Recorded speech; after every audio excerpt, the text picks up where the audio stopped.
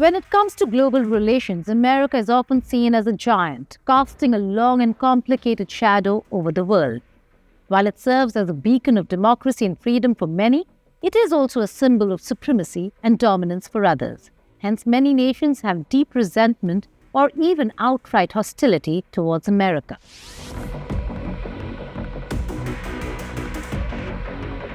Not only because of its military intervention in their parts of the world, but also the severe economic sanctions imposed on countries that have left them crippled.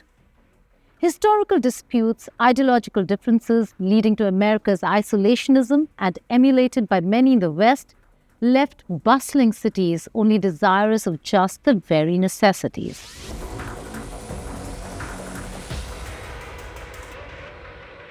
The US footprint is impossible to avoid, which leaves behind scars used to fuel animosity. We'll investigate 10 countries with reasons to gripe against America, a mix of old grievances, new rivalry, and claims of sovereignty that make their opposition to the US not only political, but also profoundly personal. Hello and welcome. I'm Geeta Mohan, and you're watching Statecraft.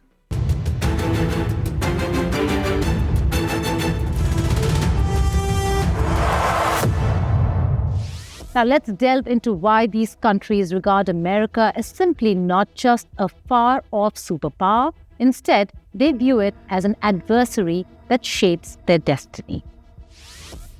China. Imagine two giants locked in a battle not of fists, but of economy, ideology, and technology. China, the rising dragon, sees United States of America, the established eagle, as the one standing in its way. And America has seen the rise of this Asian giant as a challenge to its already established supremacy. The relationship wasn't always so contentious. Decades ago, China opened its doors to American businesses and both countries benefited. However, China's enormous Belt and Road Initiative began chiseling US global clout into a corner, ambitions that came with assertiveness and aggression against some countries in part. Decline was already becoming a problem for Washington, D.C. Technological superiority in AI and companies like Huawei left an imprint in Beijing as the US particularly challenged its recent rise to power. Tensions between both nations are already growing. Tariffs from the US on Chinese products, oppressive moves from the US towards firms like Huawei. Other issues that have fueled more hostility in the geopolitical relationship include disputes over Taiwan, Hong Kong, control over South China Sea, and US military assets in East Asia. The tipping point, of course, was Taiwan. Despite endorsing the One China policy, which acknowledges Beijing's claim to Taiwan, the US continues to support Taiwan's de facto independence through arms sales, diplomatic support, and security assurances. This balancing act, acknowledging One China while bolstering Taiwan, has always infuriated Beijing. Each new arms deal or diplomatic overture to Taipei is seen as a direct challenge to China's sovereignty, pushing tensions to new heights. More recently, Tibet has become an issue, a region which China annexed in 1951. The US criticized China's policies in Tibet, particularly regarding human rights abuses and cultural suppression. Although the US does not go the last step of recognizing Tibetan independence, its support for the Dalai Lama and advocacy for Tibetan autonomy has remained a thorn in Beijing's side. With US backing human rights in Xinjiang, Tibet and Hong Kong, and China flapping its military muscles in the South China Sea, both countries are on a collision course, one that could transform the very essence of global power distribution. Russia. The frozen tundras of Russia echo with whispers of a past that never quite let go. The Cold War may have ended officially in the 1990s, but at least in the minds of many Russians, it never truly thawed as an ideological standoff against America. During the collapse of the Soviet Union, a weakened Russia saw NATO spread to the borders. To Moscow, this wasn't diplomacy, but rather encroachment. Then came Ukraine, a former Soviet state yearning for Western democracy. And when Russia annexed Crimea in 2014, the West's response was swift and punishing. Sanctions that tripled the Russian economy. With accusations of election meddling, cyber warfare, and military posturing, the US and Russia seem stuck in an era of mutual distrust, with Vladimir Putin embodying Russia's resistance against Western influence. North Korea. It sounds like a script from spy thriller movies, a family dynasty running the totally totalitarian regime, citizens worshipping their leader, and nuclear missiles as national treasures. For North Korea, America is an existential threat looming over them since the Korean War in the 1950s. It's technically still an open conflict, and for close to 7 decades, North Korea has been preparing for an eventual US invasion. But what's behind the hostility? Decades of US-led sanctions coupled with North Korea's nuclear ambition. Every US president from Clinton to Trump has tried to tame Pyongyang's nuclear fire, some with diplomacy, others with threats. But for the North Korean regime, it's simple. As long as America stands behind South Korea, keeping tens of thousands of troops stationed just across the border, they'll never trust Washington. Not to forget the China factor. This is not a vacuum, however. Its significant neighbor, China, is an essential element in ensuring the regime under Kim Jong-un remains in power. China, North Korea's largest trade partner and strategic diplomatic ally, is, in effect, dispensing an economic lifeline at the height of US and international sanctions against Pyongyang. For Beijing, Pyongyang serves as a buffer state against American influence in the region, specifically the presence of the US military in South Korea and Japan. China usually condemns North Korea's provocations, but it would much rather prefer a stable, even isolated North Korea than the chaos that might erupt from a regime collapse, especially with the collapse likely to steer the peninsula into a unified US-allied Korean nation right on its border. Iran. It is a historical epic with betrayal, revolution, and vengeance between the US and Iran. In all fairness, everything started to go wrong back in 1953 with a coup orchestrated by the US to oust Iran's democratically elected Prime Minister Mohammad Mossadegh and reinstate the Shah, an autocratic leader who was more of Washington's favorite.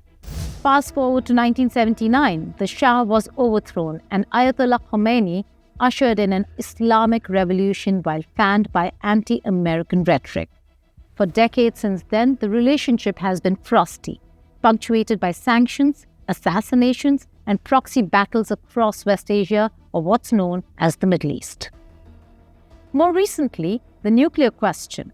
Iran wants to develop nuclear capabilities. The US is determined to stop it. For the Iranian government, America is still the imperialist bully trying to control their fate. Their defense is as much about regional dominance as about rewriting their own narrative. Syria. War-battered Syria, with all its ravaged landscapes, has turned into a tragic chessboard for superpowers. In the early stages, US called for the ousting of Bashar al-Assad and supported rebel groups fighting his regime. Russia swept in, however, to prop up Assad and has turned the war into a proxy battle between the US, Russia, and also Iran. Worse still, the US intervention intended to restrain ISIS was compounded by claims that it is also abetting terrorist-tied rebel groups. For the Assad regime, the US is another invader bent on deciding Syria's fate, and as millions of Syrians are forced out of their country, many point a finger of blame at America for hastening their country's slide into chaos. Yemen. One of the worst humanitarian catastrophes is occurring in Yemen, largely out of view. Although it has no ground troops there, the United States has made deep investment in arms sales and intelligence assistance to Saudi Arabia, which is leading a coalition against Iran-backed Houthi rebels in Yemen. Along with this, with the US on Saudi's side and now battling Houthis, who have occupied most of Yemen, a wave of questions about US intentions begins to roll through the minds of civilians in Yemen. The drone strikes, which America claimed to target terrorists, also took civilian lives. This turned the tide even more against the US in public opinion. In the dark shadows of this forgotten war, Yemen sees America's hands in its suffering and continues to harbor the quiet rage within it. Lebanon. Lebanon is, of course, a country in the middle and, for many Lebanese, America's consistent support of Israel. The wounds from the 2006 Israel-Lebanon war run deep, with American-made bombs that fell on Beirut cementing anti-US opinion. Then, of course, there's Hezbollah, Lebanon's powerful political and militant group, which the US has designated as a terrorist organization. Hezbollah and its supporters see the US as an accomplice to Lebanon's suffering. Venezuela. Venezuela's slow-motion collapse from oil-rich powerhouse to economic disaster has many pointing fingers at the US for pushing it over the edge. Once allies during much of the 20th century, the relationship soured after Hugo Chavez came to power with his socialist Bolivarian revolution, rooted in resisting US imperialism. Under Chavez and later under Nicolas Maduro, Venezuela took a sharp left turn, nationalizing industries and expelling American businesses. Now, as Maduro holds onto power, the US supports opposition leader Juan Guaido. For many Venezuelans, the US is portrayed as interfering in their sovereignty, increasing the suffering of their people. Cuba. Few political showdowns have rivaled the saga of US-Cuba for sheer longevity. It started with the revolution headed by Fidel Castro in 1959, which overthrew the pro-US dictator Batista. The Cold War played out in Cuba through the decades that followed, from the ill-fated Bay of Pigs invasion through the Cuban Missile Crisis. The US has maintained a blanket embargo on the island for over 60 years. Although this thawed briefly in the Obama era, most sanctions remain in place, and Cuba's communist government deflects much blame for its many ills onto America's embargo. For Cuba, the US is the last lingering accretion of a disastrous attempt at imperial control over Latin America. And so long as that embargo remains in place, the anger persists. Belarus. Belarus is often called Europe's last dictatorship, and its president, Alexander Lukashenko, doesn't take kindly to American interference. After his controversial election win in 2020, which the US and other Western powers called fraudulent, Belarus saw massive protests. US threw its weight behind the opposition, sanctioning Lukashenko and his allies. These US democracy actions are therefore perceived by Belarus as rather an indirect way to undermine the region's autocratic stronghold, which it closely depends on Russia for. Not in America's stead, Belarus perceives this meddling in their affairs not as freedom advocacy, but as an assault on its sovereignty, which makes it even more skeptical towards the West. In response to the presidential election, Donald Trump requested Congress to introduce the sanctions imposed on President Lukashenko, his inner circle, and state-run enterprises in Belarus.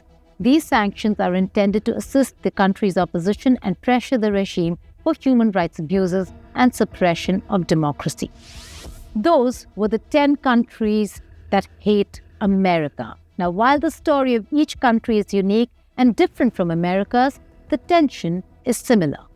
The superpower with the global reach often leaves imprints to its actions, sometimes building alliances and sometimes long-standing rivalries. Thank you for watching India Today Globe.